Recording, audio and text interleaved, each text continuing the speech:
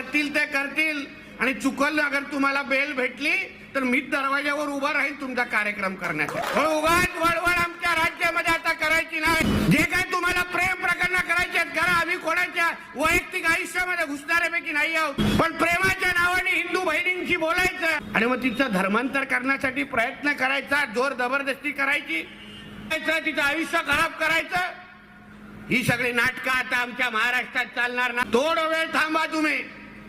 आपल्या राज्य सरकारच्या माध्यमातून आपल्या राज्यामध्ये देशातला सर्वात कडक धर्मांतर विरोधी कायदा आम्ही तुम्हाला आणून दाखवू आणि आमच्या सगळ्या हिंदू बहिणींना सुरक्षित करून दाखवू।